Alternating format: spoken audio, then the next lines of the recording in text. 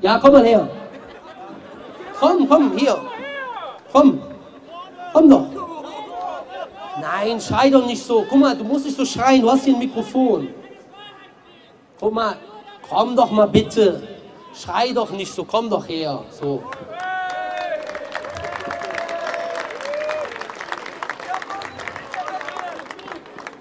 Du musst doch nicht so schreien. Du musst doch nicht so schreien. Ja, nachher kriegen die Leute noch Angst, sagen, du bist ein Hassprediger oder so. Stell dir mal vor. So, ich habe eine Frage an dich. Glaubst du, dass Jesus Gott ist?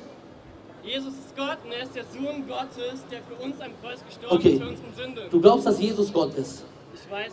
Du weißt es, okay, sehr gut. Ich habe eine Frage an dich. Ja. Ist Gott allwissend? Ja. Gott ist allwissend, also Jesus ist allwissend. Ja. Okay.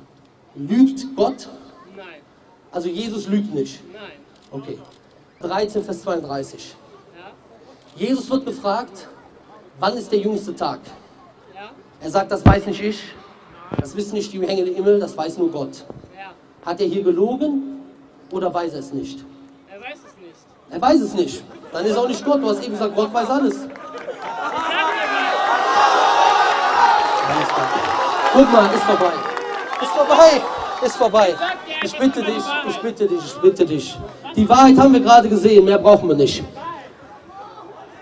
Er hat gesagt, Gott weiß alles. Er hat gesagt, Jesus weiß es nicht. Ja, die Bibel habe ich gelesen, macht keine Sorgen, keine Angst. Übrigens, ich will hier keinen beleidigen. Ich will keinen Glauben beleidigen. Uns geht es um eine sachliche, objektive Herangehensweise.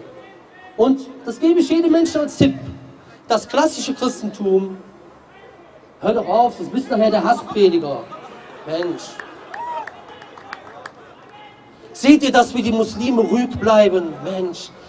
Medien, seht ihr das? Wir werden angeschrien, wie ruhig wir bleiben. Mensch, ihr seid echt cool drauf. Okay.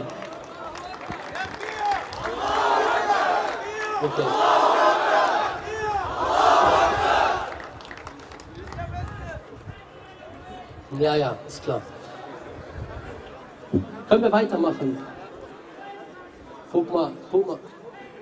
Ja. Ich weiß, dein Gott hat dir gerade geholfen, das haben wir gesehen. Okay.